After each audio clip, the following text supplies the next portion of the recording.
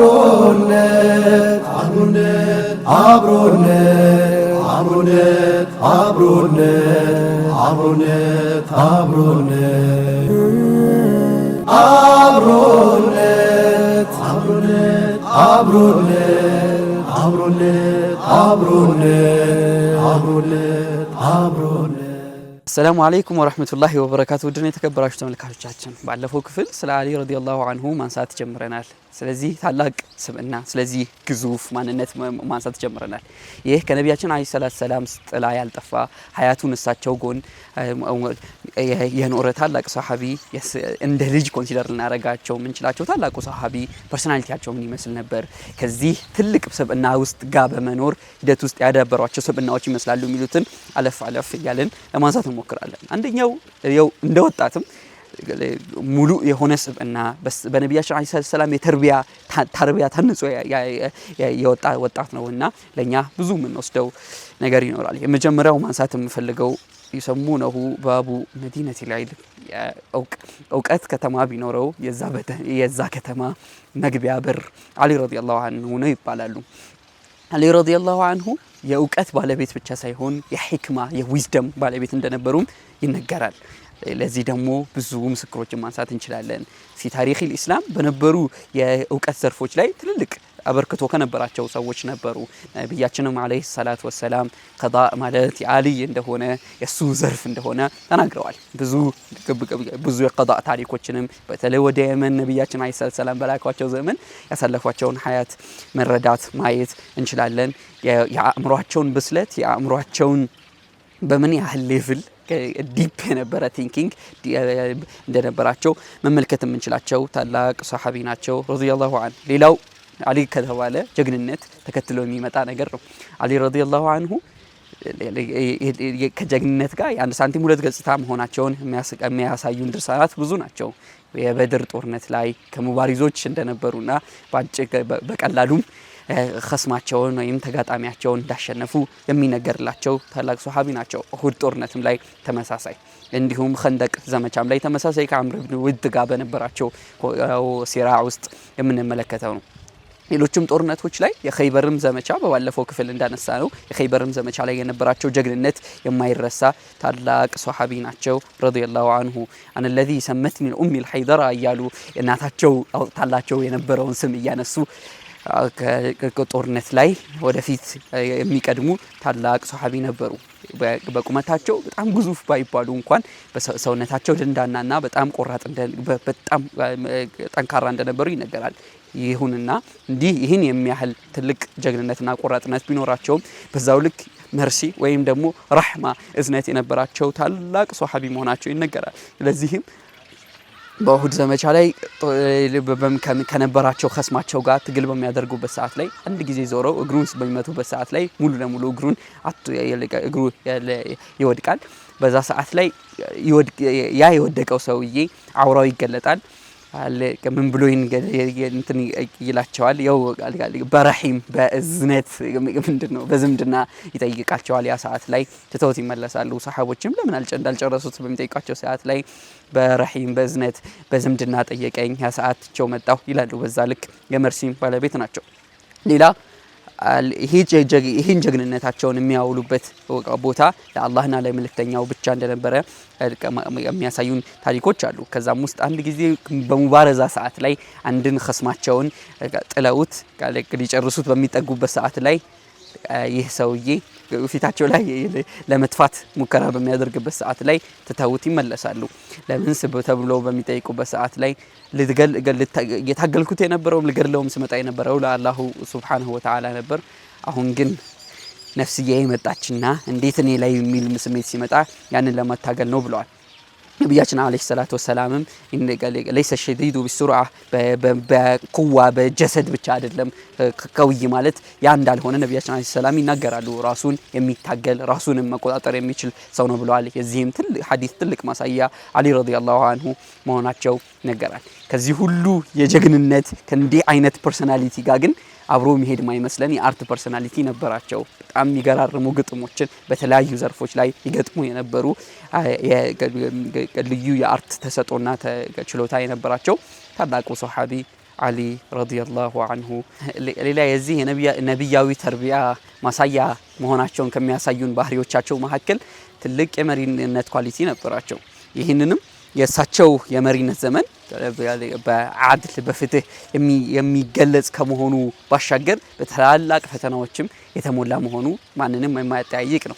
ምናልባት ለዚህ ኡማ ሰርቫይቫል እዛ ሰዓት ላይ አላሁ ሱብሓነሁ ወተዓላ ይህንን መሪነት ለታላቁ ሰሓቢ አሊ ረዲየላሁ አንሁ ይሁን ብሎ መጻፉ እንደ አንድ የታሪክ ምሁራን የሚያሳዩት ማሳያ ነው።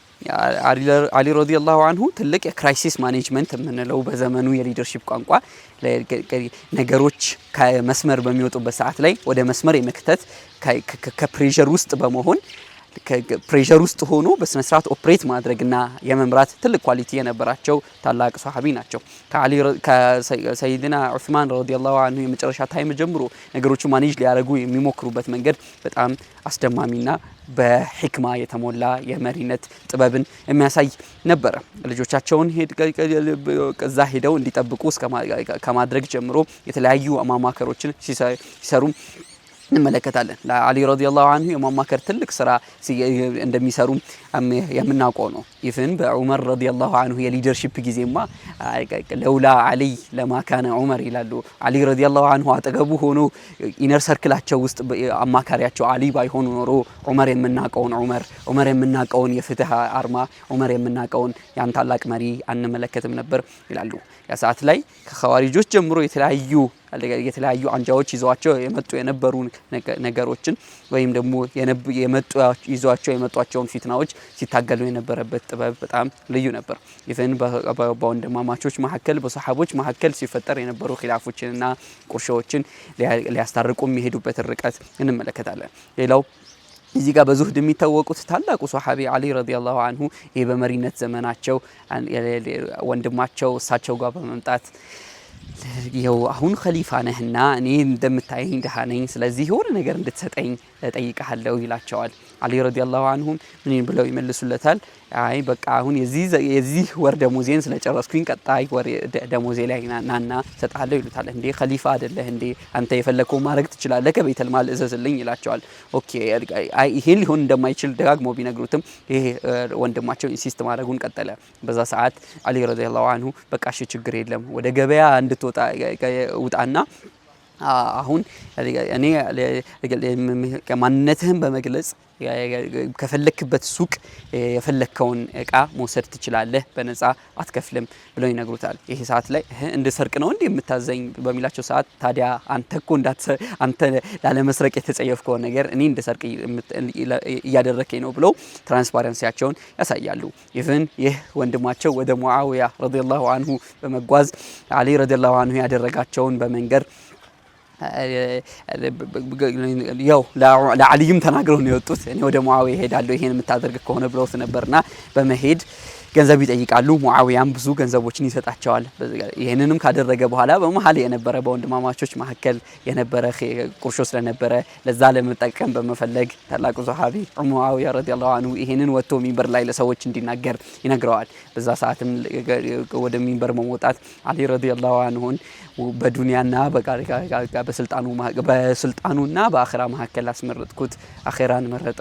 እሱ ሙአዊያን ግን በስልጣኑና በዱንያ መካከል በስልጣኑና በአኺራ መካከል አስመርጨው ግን ስልጣኑን መረጠ በማለት የራሱን ኢጅቲሃድ የራሱን በማድረግ ከዛ ሚንበር የወረደበትን ኢንሲደንት ማሳት እንችላለን። በዋናነት የአሊ ረዲየላሁ አንሁ ዘመን ግን በትራንስፓረንሲ ፕላስ ደግሞ ከሙስና የጸዳ እንደነበረ መነሳት ይችላል።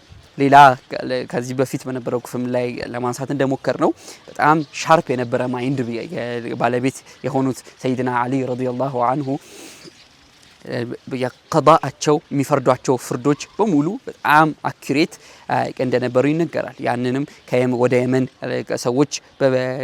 ወደ የመን ሰዎች ነቢያችን አለይሂ ሰላም በላኳቸው ዘመን ያደርጉ የነበሩት ፍርዶች ይነሳሉ። ከዛ መካከል አንዱን ለመጥቀስ ያህል አንድን አንበሳ ለማደን የየመን ሰዎች እንደዛ አይነት የአደን ባህሪ ስለነበራቸው ያን አንበሳ ለማደን አንድ ትራፕ ያዘጋጃሉ። እዛ ትራፕ ላይ አንበሳው ከወደቀ በኋላ ያንን የሚያስተናበሩ የነበረው አራት ሰዎች ነበሩ። አንደኛው ወደ ታች ሊወድቅ ሲል ሁለተኛውን ይይዛዋል፣ ሁለተኛው ደግሞ ሶስተኛውን ይይዛዋል፣ ሶስተኛው አራተኛውን በመያዝ አራቱም ይወድቁና እዛ ውስጥ ይሞታሉ። በዛ ሰዓት ላይ አራቱም ጎሳዎች ወደ ጦርነት ሊያመራ ደም አፋሳሽ ሊሆን የተቃረበ አንድ ይሄን ኢንሲደንት ወደ ደም ማፋሰስ እየሄደ በነበረበት ሰዓት ላይ ሰይድና አሊ መፍትሄ ለማቅረብ ሞከሩ። ዲያ ወይም ደግሞ የደም ካሳውን የመጀመሪያው በጣም ብዙ ጥፋት ያለበት እሱ ስለሆነ 1/4ኛውን ብቻ እንዲያገኝ፣ ሁለተኛው 2/4ኛውን፣ ሶስተኛው 3/4ኛውን፣ የመጨረሻው ደግሞ ሙሉ እንዲያገኝ ምንም ጥፋት ስለሌለበት በማለት ይፈርዳሉ።